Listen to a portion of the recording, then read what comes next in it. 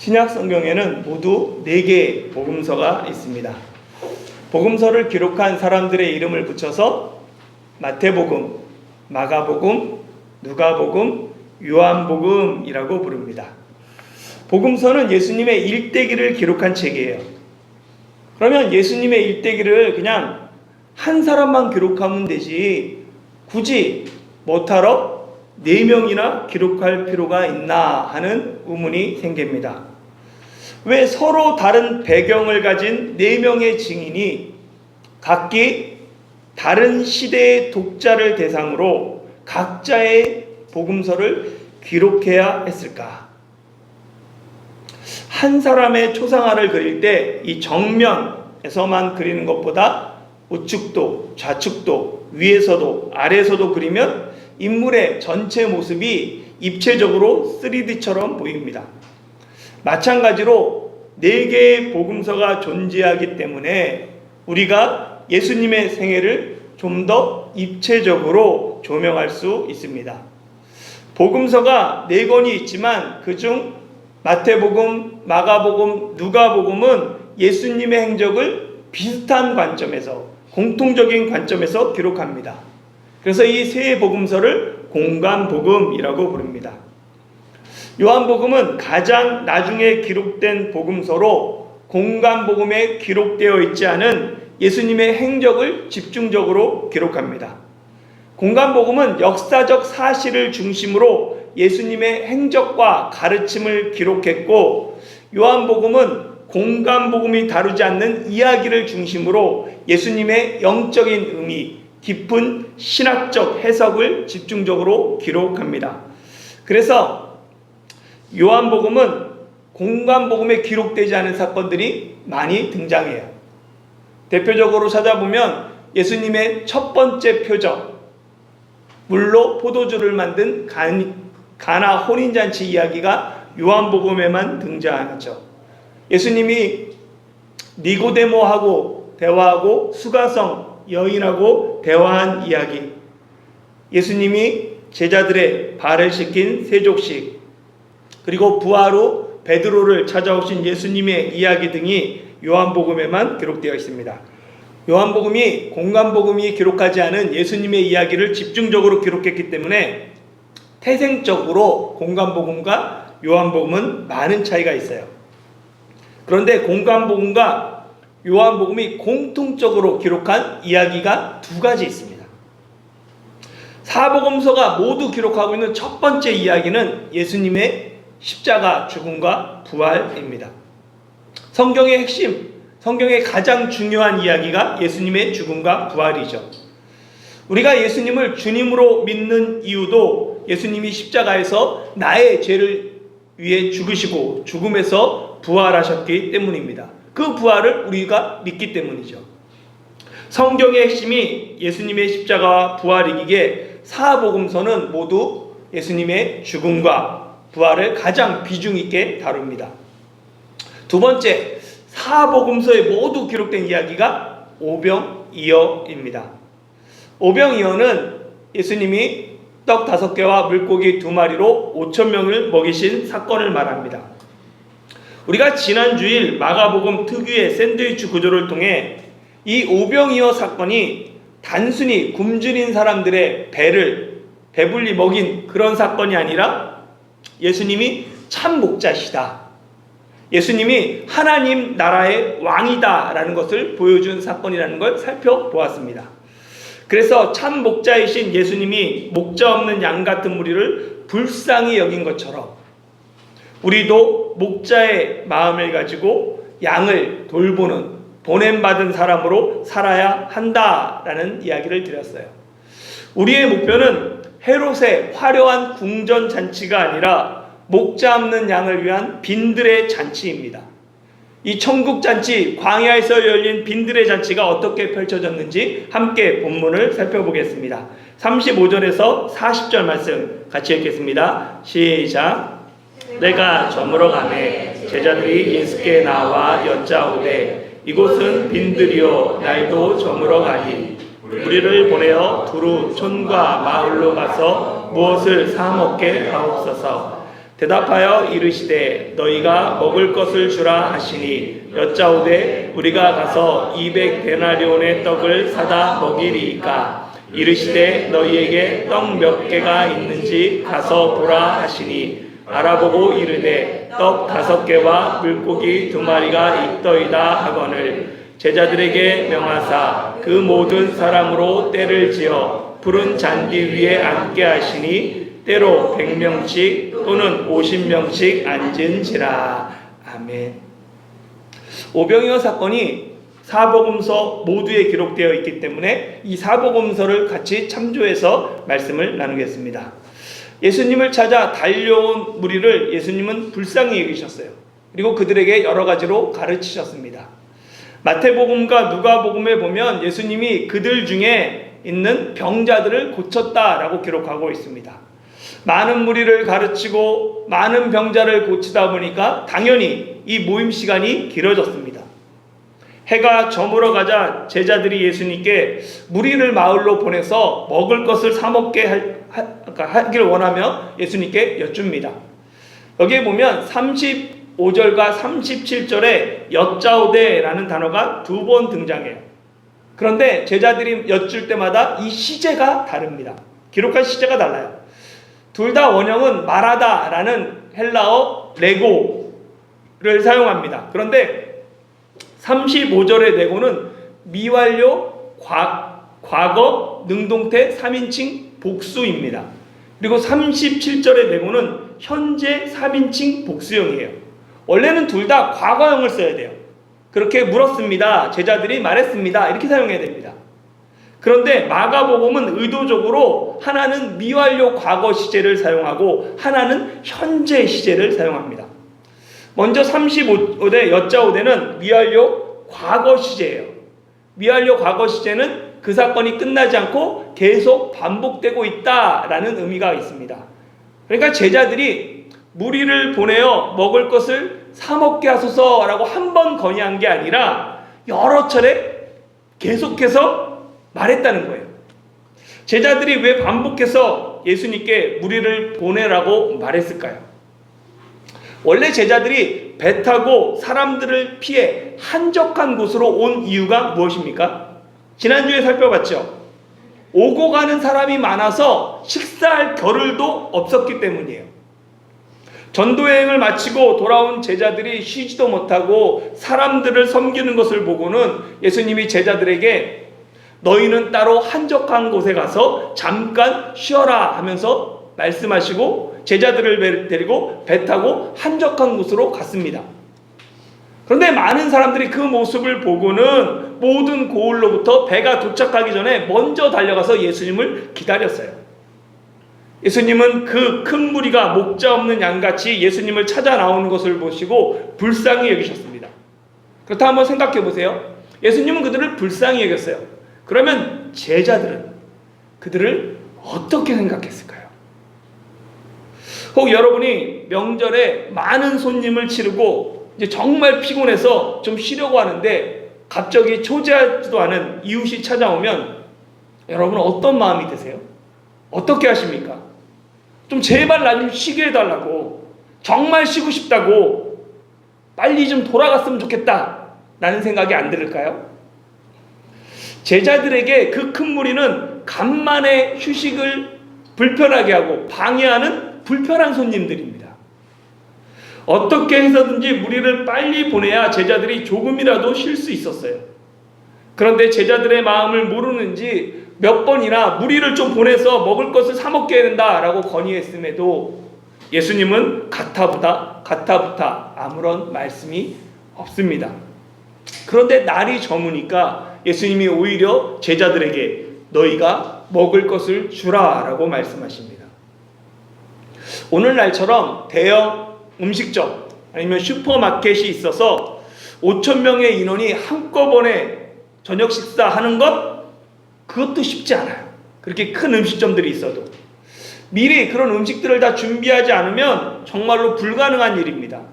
그런데 아무것도 없는 빈들 광야에서, 그것도 자신들이 여러 차례 건의했음에도 아무 말이 없다가 날이 저무니까 너희가 먹을 것을 주라 라는 이 예수님의 명령에 제자들은 어찌할 바를 알지 못합니다. 그래서 제자들이 예수님께 우리가 가서 200데나리온의 떡을 사다 먹이리까? 라고 여쭈어요. 여기서 여쭙다는 현재 시제입니다. 그러니까 이 마가복음은 제자들이 말을 안 하는 게 지금 현재 일어나고 있는 것처럼 현재 시제를 사용해서 생생하게 표현합니다. 이는 제자들이 예수님의 말에 의구심, 이거 가능한 건가? 또 황당함, 강하게 반문한다라는 의미예요. 제자들의 대답은 듣기에 따라서 예수님이 말도 안 되는 불가능한 일을 말씀하신다에 대한 강한 불만과 짜증이 섞인 대답입니다. 정말 우리가 가서 200데나리온의 떡을 사다 먹일까요? 우리에게 200데나리온이 있습니까? 현실 좀 보세요. 우리가 가진 것이 풍족하지 않습니다. 정말 만약에 우리에게 200데나리온이 있다고 해도 우리와 나누고 싶지 않습니다. 그들은 우리의 힘을 방해하는 사람들이에요. 우리는 그들을 위해 먹을 것을 살 수도 없고 돈이 있어도 사기 싫습니다. 제자들의 이런 불만이 우리가 200데나리온의 떡을 사다 먹이리까? 라는 말 속에 담겨 있습니다. 예수님은 제자들과 한적한 곳에서 따로 쉬고 싶어 했지만 예수님께 나오는 무리를 보고 불쌍히 여기시고 그들을 외면하지 않으셨습니다. 그러나 제자들은 무리를 불쌍히 여긴 것이 아니라 불편하게 여겼습니다. 너희가 먹을 것을 주라는 예수님의 명령은 제자들이 무리를 불쌍히 여기며 양의 필요에 민감한 목자들이 되길 원하는 주님의 마음이 포함되어 있습니다. 요한복음 6장에 따르면 예수님이 빌립을 시험하고자 우리가 어디서 떡을 사서 이 사람을 먹이겠느냐라고 물으십니다. 그러니까 이 말씀은 예수님도 빈들에서 떡을 사다가 먹일 수 없다는 사실을 누구보다도 잘 알고 있었다는 거예요. 그저 빌립의 믿음을 시험하고자 질문했고 이 질문에 빌립이 예수님께 각 사람에게 조금씩 받게 할지라도 200데나리온의 떡이 부족하리이다 라고 대답합니다. 빌립은 매우 합리적이고 이성적인 사람입니다. 예수님의 질문에 빌립은 각 사람에게 필요한 양을 재빠르게 계산해요. 그 결과가 200데나리온의 떡입니다. 데나리온은 당시 화폐 단위로서 한 사람의 노동자가 하루 일했을 때 받는 일당 품삯입니다. 따라서 200데나리온은 한 노동자가 200일 동안 거의 1년 동안 벌거나 200명의 노동자가 하루 온종일 일해야 벌 수 있는 큰 금액입니다. 빌립은 200데나리온의 떡이 있어야 빈들에 모인 사람들이 조금씩이라도 맛을 볼 수 있다라고 대답하죠. 문제를 만났을 때 내가 가장 먼저 생각하는 것이 내가 믿고 의지하는 것이에요. 문제 앞에서 돈을 먼저 생각하는 사람은 돈을 의지하는 사람입니다. 똑같은 문제 앞에서 가장 먼저 기도를 생각하는 사람은 하나님을 의지하는 사람이죠. 문제 앞에서 내가 정말 무엇을 의지하고 있는지가 드러납니다. 왜 생각지도 못한 뜻하지 않은 고난이 내게 찾아옵니까? 내 믿음이 진짜인지 가짜인지 확인하기 위함입니다. 평안할 때의 믿음은 진짜와 가짜 구분하기 어려워요. 그러나 고난이라는 용광로에 들어가면 순금과 불순물이 갈라지는 것처럼 내 믿음의 정체가 드러납니다. 그러니까 고난은 나를 파멸로 이끌기 위한 것이 아니라 내 믿음을 단련하여 나를 진짜 믿음의 사람으로 세우기 위한 하나님의 연단 과정입니다. 시편 66편 10절 같이 한번 읽어볼까요? 시작. 하나님이여 주께서 우리를 시험하시되 우리를 연단하시기를 은을 연단함같이 하셨으며. 아멘. 하나님의 시험은 우리를 넘어지고 포기하고 실패하게 하기 위한 것이 아니라 우리를 연단해서 금과 같이 은과 같이 진짜 믿음의 사람으로 만들기 위한 것이라는 이 사실을 믿으시기를 소망합니다. 예수님은 200데나리온의 떡이 필요하다는 제자들의 말에 너희에게 떡이 몇 개 있는지 가서 보라 라고 말씀하세요. 이에 제자들이 알아보니까 떡 5개와 물고기 2마리가 있었습니다. 요한복음 6장에 따르면 제자 중 하나인 베드로의 형제 안드레가 예수님께 보리떡 5개와 물고기 2마리를 가진 한 아이를 데리고 옵니다. 그러니까 빌립은 계산하는 사람이에요. 그러면 안드레는 뭐 하는 사람이에요? 행동하는 사람입니다. 실천하는 사람이에요. 예수님이 너희가 먹을 것을 주라 라고 말씀하셨을 때 빌립은 얼마나 필요한지 계산했고 안드레는 먹을 것을 찾아 행동에 나섰습니다. 빌립과 안드레의 비교를 통해 어떤 사람은 이 오병이어의 설교 초점을 빌립이 아닌 안드레와 같은 사람이 되어야 된다라고 안드레를 본받아야 된다라고 말합니다. 또 다른 사람은 한 아이가 드린 오병이어를 초점에 맞춰서 작은 것이라도 주님께 드리는 어린아이의 믿음을 강조하며 설교에 초점을 맞추기도 하죠. 그러나 오병이어가 우리에게 주는 교훈은 우리가 이것을 통해서 무엇을 해야 한다라는 것이 아닙니다. 작은 것을 드리면 주님께서 크게 쓰시고 갚아주신다거나 예수님께서 사용하시는 사람은 계산하고 따지는 사람이 아니라 긍정적인 마음으로 적극적으로 실천하는 사람이다 라는 교훈은 오병이어의 핵심이 아닙니다. 앞에서 말씀드린 것처럼 요한복음은 사복음서 중에 가장 나중에 기록되었어요. 사도 요한은 이미 공간복음에 기록된 내용들을 잘 알고 있었습니다. 그래서 그는 공간복음의 내용을 반복하기보다는 공간복음에 기록되지 않은 내용을 보충하고 예수님이 누구신지에 대한 본질을 더 분명하게 하기 위해 복음서를 기록합니다. 그래서 요한복음은 태초에 말씀이 계시니라 라고 복음서를 시작해요. 요한복음은 예수님이 어떻게 태어나셨다 탄생 기사보다 예수님의 시작이 태초이다 라고 선언하면서 예수님이 누구신지 예수님의 본질에 바로 하나님과 같은 분이다 라는 것들을 더 관심을 가집니다. 오병이어도 마찬가지예요. 이미 공간복음에 모두 기록된 오병이어를 굳이 요한복음이 또다시 기록한 이유는 오병이어의 진정한 의미를 밝히기 위함입니다. 그래서 요한복음에는 공간복음과 달리 오병이어에 참여했던 그것을 경험했던 체험했던 사람들의 반응과 오병이어의 진정한 의미를 요한복음 6장에 기록하고 있어요. 먼저 이 오병이어를 경험한 사람들의 반응입니다. 요한복음 6장 14절 15절 같이 한번 읽어볼까요? 시작. 그 사람들이 예수께서 행하신 이 표적을 보고 말하되 이는 참으로 세상에 오실 그 선지자라 하더라. 그러므로 예수께서 그들이 와서 자기를 억지로 붙들어 임금으로 삼으려는 줄 아시고 다시 혼자 산으로 떠나 가시니라. 아멘. 오병이어를 경험한 사람들은 예수님을 참으로 세상에 오실 그 선지자라고 합니다. 참으로 세상에 오실 그 선지자는 신명기 18장에서 모세가 나와 같은 선지자, 모세와 같은 선지자라고 말하며 오실 그리스도, 메시아를 의미합니다. 사람들은 빈들에서 배불리 먹고 남은 12바구니의 떡과 물고기를 보면서 출애굽 시절 광야에서 만나를 생각하게 됩니다. 예수님의 오병이어가 광야 만나와 겹치면서 예수님이 바로 모세가 예언한 그 선지자, 그 메시아다라고 생각하는 거죠. 당시 유대인들이 생각하는 메시아는 모세가 이집트로부터 조상들을 출애굽시키고 해방시킨 것처럼 이 노마의 압제로부터 이스라엘을 해방할 정치적 메시아였습니다.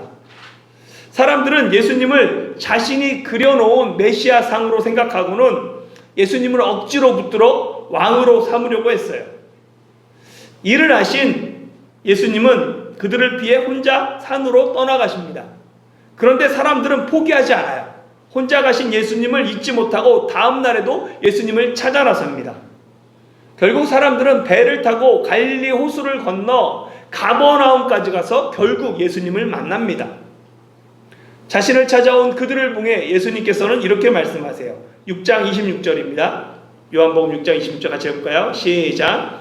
예수께서 대답하여 이르시되 내가 진실로 진실로 너희에게 이르노니 너희가 나를 찾는 것은 표적을 본 까닭이 아니요 떡을 먹고 배부른 까닭이로다.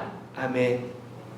사람들이 예수님을 간절히 찾은 이유는 예수님이 행하신 오병이어 그 표적을 본 까닭이 아니라 오직 떡을 먹고 배불렀기 때문입니다. 오병이어의 진정한 의미를 알지 못하면 우리도 먹고 사는 문제, 그 떡 문제만 해결하기 위한 떡을 주시는 예수님만 찾게 됩니다. 표적이란 이정표를 의미합니다. 그러니까 예수님이 그리스도다, 메시아다라는 것을 나타내는 이정표 역할을 하는 기적을 요한복음은 표적이라고 부릅니다. 그러니까 기적은 놀랍고 신기한 일인데 그것이 예수님이 그리스도다라는 것들을 나타낸다면 그것을 표적이라고 하는 거예요. 그러니까 오병이어가 표적인 이유는 기적을 통해 5,000명이 식사 문제를 해결했기 때문이 아닙니다. 예수님이 바로 하늘로부터 내려온 생명의 떡임을 나타내기 때문이에요. 요한복음 6장 48절에서 51절 같이 한번 읽어보겠습니다. 시작. 내가 곧 생명의 떡이니라. 너희 조상들은 광야에서 만나를 먹었어도 죽었거니와 이는 하늘에서 내려오는 떡이니 사람으로 하여금 먹고 죽지 아니하게 하는 것이니라. 나는 하늘에서 내려온 살아있는 떡이니 사람이 이 떡을 먹으면 영생하리라. 내가 줄 떡은 곧 세상의 생명을 위한 내 살이니라 하시니라. 아멘. 빈들에서 기적적으로 공급된 떡은 출애굽 때 광야의 만나를 반영합니다. 이를 통해 사람들은 모세가 예언한 그 메시아를 예수님으로 인식했습니다. 이는 구약의 이야기를 아는 유대인들이면 누구나 쉽게 연상할 수 있었던 일이에요. 특히 이 오병이어는 열왕기하 4장에 엘리사가 베푼 기적과 매우 유사합니다. 열왕기하 4장 42절에서 44절 제가 한번 읽어볼게요. 한 사람이 바알 살리사에서부터 와서 처음 만든 떡, 곧 보리떡 20개와 또 자루에 담은 채소를 하나님의 사람에게 드린지라. 그가 이르되 무리에게 주어 먹게 하라. 그 사환, 그러니까 종이 이르되 내가 어찌 이것을 100명에게 주겠나이까 하나. 엘리사는 또 이르되 무리에게 주어 먹게 하라. 여호와의 말씀이 그들이 먹고 남으리라 하셨느니라. 그가 그들 앞에 주었더니 여호와께서 말씀하신 대로 먹고 남았더라. 그러니까 이 오병이어 이야기는 구약을 잘 아는 독자들에게는 과거의 기적을 연상시키면서 예수님이 하나님이 약속하신 메시아임을 암시합니다. 또한 이 오병이어는 미래의 성찬식을 반영해요. 마가복음 6장 41절에서 44절 같이 한번 읽어볼까요? 시작. 예수께서 떡 5개와 물고기 2마리를 가지사 하늘을 우러러 축사하시고 떡을 떼어 제자들에게 주어 사람들에게 나누어 주게 하시고 또 물고기 2마리도 모든 사람에게 나누심에 다 배불리 먹고 남은 떡 조각과 물고기를 12바구니에 차게 가두었으며 떡을 먹은 남자는 5,000명이었더라. 아멘. 41절에 제가 빨간색으로 해놨죠. 동사들이 4개의 동사가 있습니다. 가지사, 축사하시고, 떼어, 주어. 이 단어들은, 이 동사는 최후의 만찬의 성찬식을 묘사하는 동사들과 동일합니다.